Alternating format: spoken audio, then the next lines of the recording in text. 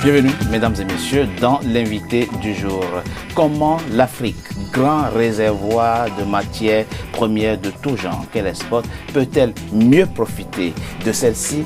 Je reçois pour en parler l'expert en trading international, Mostafa Berhayat.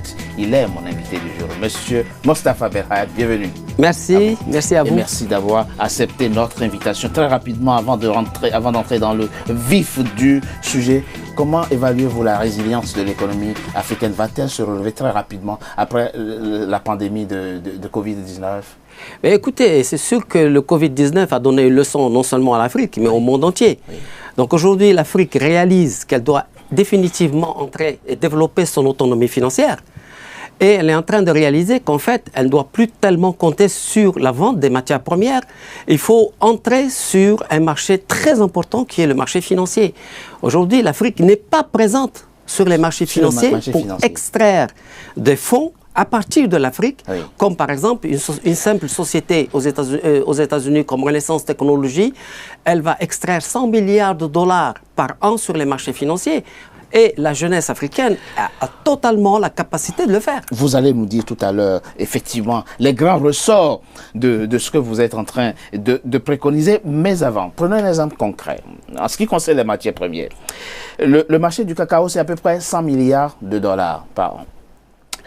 La Côte d'Ivoire en est le premier producteur mondial aujourd'hui. Mais seulement 6 milliards vont aux producteurs de cette matière première. Comment l'expliquer et comment corriger cela? C'est très simple. Vous savez que les matières premières africaines, le café, le cacao, par exemple, le coton, sont cotés sur les marchés internationaux. Et sur ces marchés internationaux, il y a des couvertures qui sont faites, des produits de couverture qui sont faits sur ces marchés. Et en Afrique, très peu d'exportateurs ou d'opérateurs de ce domaine-là maîtrisent ces couvertures. Donc, ils restent confinés à vendre un produit physique, alors que les produits de couverture représentent 100 fois le produit physique. Et c'est quoi les produits de couverture? Par exemple, les marchés à terme.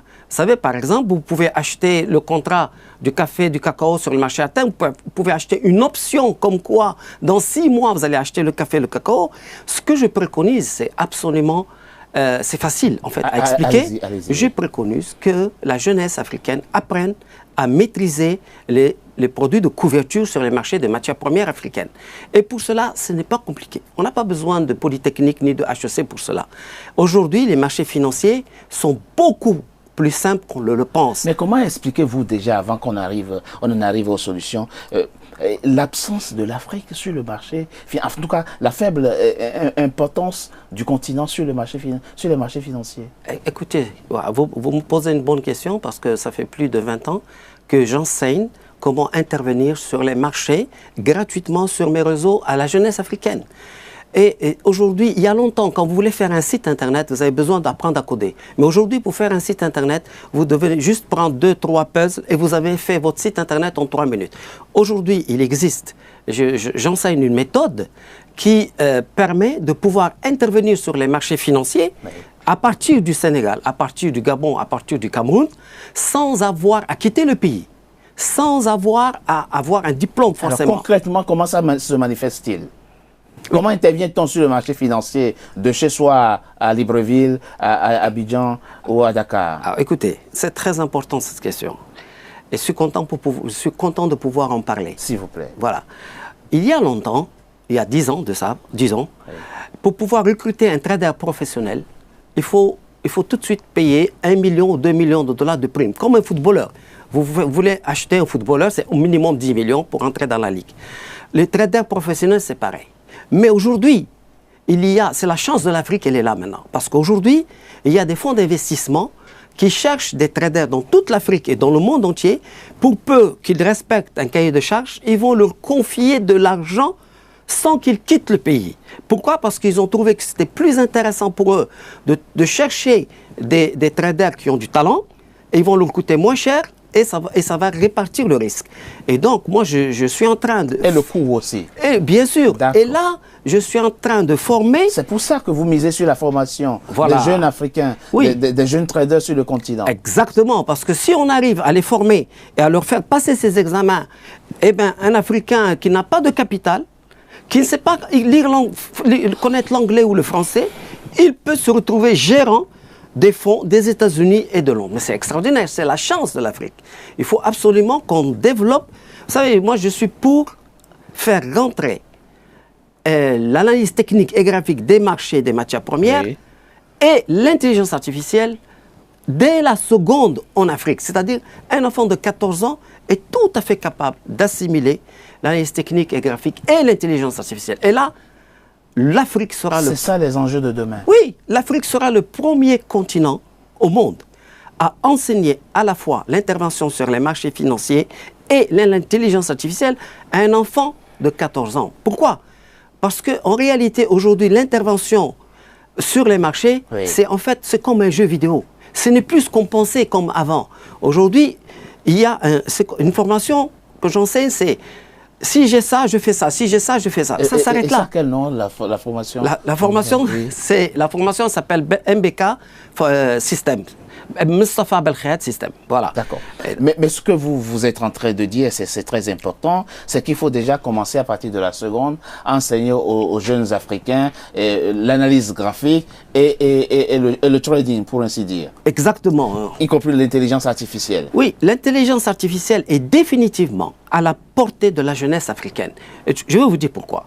Parce qu'il y a longtemps, ça coûtait très cher de pouvoir utiliser l'intelligence artificielle. Mais aujourd'hui, avec Google, avec Amazon et avec IBM Watson, vous pouvez avoir accès à l'intelligence artificielle pratiquement pour rien.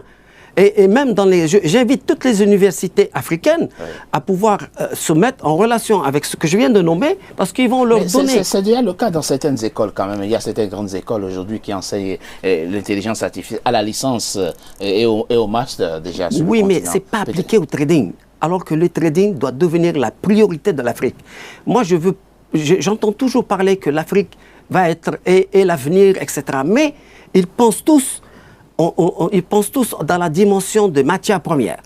Non, on doit laisser les matières premières africaines tranquilles. Et s'attaquer à l'autre matière première qui est, qui est le cerveau. Et voilà, donc la vraie matière première, la plus importante, le vrai trésor, c'est le cerveau de la jeunesse africaine. Votre domaine, c'est aussi les marchés financiers, on l'a vu, et boursiers.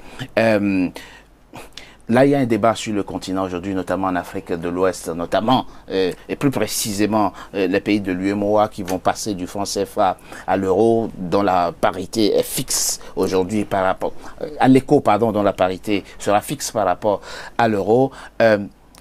C'est aussi important, ou du moins quand viendra le moment où nos monnaies, les monnaies africaines, seront également présentes sur le marché financier, comme c'est le cas aujourd'hui pour l'euro, le dollar, le yen, etc. Oui.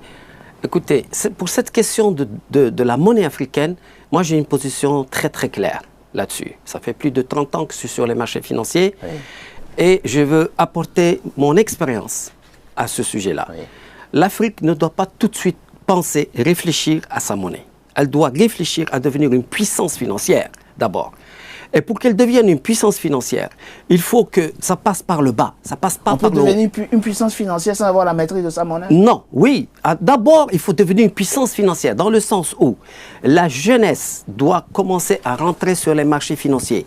Qu'on doit, à partir de Douala, à partir de Dakar, à partir du Sénégal, etc., on va entrer sur le marché de Chicago, de Londres, et tirer des millions, les amener sur l'Afrique. Et là, une fois qu'on maîtrise l'intervention sur les marchés financiers, une fois qu'on maîtrise la couverture de nos propres matières premières, on n'a pas besoin des autres pour venir nous donner des leçons sur comment nous couvrir sur le café et le coton. Une fois qu'on devient souverain de notre puissance financière, là, la monnaie africaine va s'imposer par elle-même. Le propos est intéressant et pertinent. On reviendra dans le cadre d'autres émissions et l'approfondir. Merci. Merci Mostafa Belkhaïat. Je rappelle que vous êtes expert en trading international. Merci à vous. Merci pour vous, le continent de matières premières, les matières premières minéralières, enfin. Et puis, le cerveau, et vous êtes convaincu effectivement que la jeunesse africaine relèvera le défi des deux enjeux que vous avez cités, l'analyse graphique, l'intervention sur les marchés financiers et puis l'intelligence artificielle. Merci à vous. Merci à vous. Merci à très bientôt. Mesdames et messieurs, c'était l'invité du jour. Merci d'avoir été à notre compagnie. À très bientôt pour un nouveau numéro de l'invité du jour.